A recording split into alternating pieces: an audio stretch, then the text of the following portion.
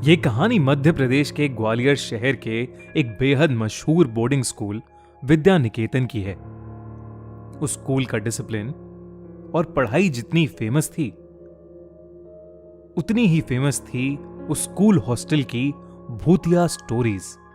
एक रात 12th class के 4 दोस्त मिलकर वहीं भूतिया बातें डिस्कस कर रहे थे, जब उनमें से एक लड़का सूरज कहने लगा कि उसके पास एक ऐसा गेम है जिसकी हेल्प से वो ये पता लगा सकते हैं कि हॉस्टल की सब फेमस बातें सच भी हैं या नहीं।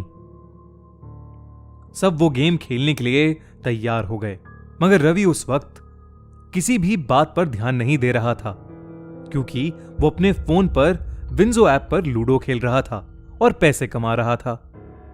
सूरज ने रवि के हाथ से फोन छीना और उसे भी वो भूतिया गेम खेलने बिठा दिया।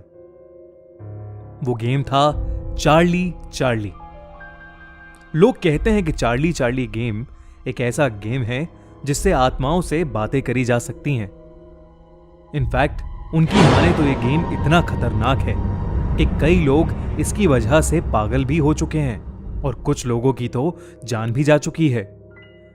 सूरज ने सबको एक सर्कल में बिठाया और बीच में एक पेपर पर यस नो नो यस लिखकर उस पर 2 पेंसिल्स रख दी। रवि ये देखकर हंसने लगा और वो सर्कल से उठकर जाने ही वाला था कि अचानक कमरे की लाइट्स फ्लिकर करने लगी। ये देखकर सबके होश उड़ गए।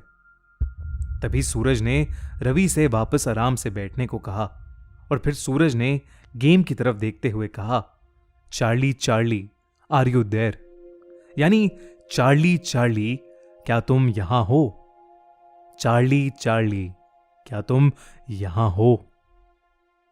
यह कहने के बाद सब वेट करने लगे, पर कमरे में कुछ नहीं हुआ।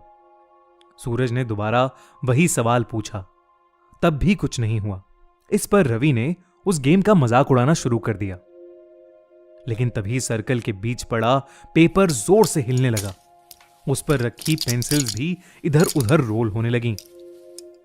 सूरज ने फिर से वही सवाल पूछा, चार्ली चार्ली क्या तुम यहां हो? और तभी पेंसिल घूमकर यस पर पॉइंट करने लगी। सब हैरान होकर एक दूसरे को देखने लगे। इसके बाद एक एक करके सब चार्ली से कुछ ना कुछ क्वेश्चंस पूछने लगे, जिससे वो कंफर्म कर सकें कि सच में चार्ली की आत्मा वहां वाकई थी या नहीं। किसी ने पूछा, चार्ली क्या तुमने आज तक किसी को डराया है? तो किसी ने पूछा, चार्ली क्या कभी तुमने किसी की जान ली है? पेंसिल घूमती रही, कभी यस पर तो कभी नो पर। रवि उस सर्कल में बैठे बैठे भी सबका और चार्ली चार्ली गेम का मजाक उड़ाता रहा। उसे अब भी लग रहा था कि सूरज सबके साथ कोई मजाक कर रहा है। सबकी बारी हो चुकी थी और सूरज ने रवि को चार्ली से सवाल पूछने के लिए कहा। रवि ने मजाक में पूछा, चार्ली क्या तुम बेवकूफ और पागल हो?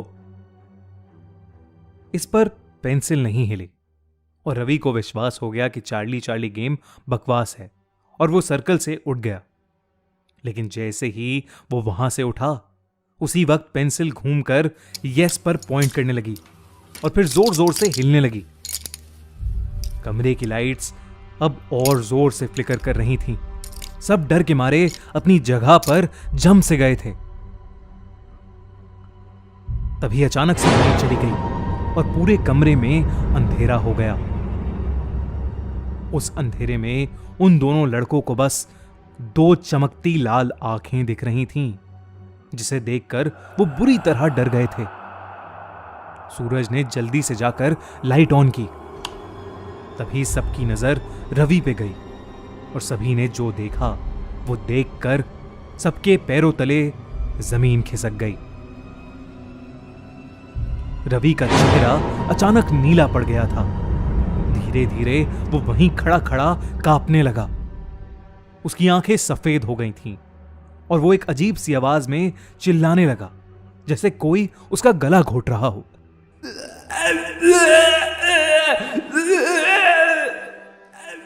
रवि की चीख सुनते ही वार्डन उनके कमरे में आ गया और तभी रवि बेहोश होकर जमीन पर गिर गया हॉस्टल का स्टाफ जल्दी से रवि को लेकर हॉस्पिटल पहुंचा, पर डॉक्टर समझ ही नहीं पा रहा था कि रवि ऐसे अचानक बेहोश कैसे हो गया।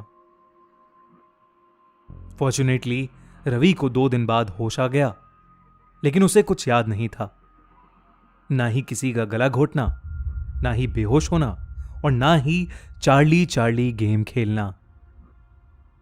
सूरज और उसके बाकी दोस्तों ने डिसाइड किया कि वो लोग फिर से ऐसा कोई भूतिया गेम नहीं खेलेंगे।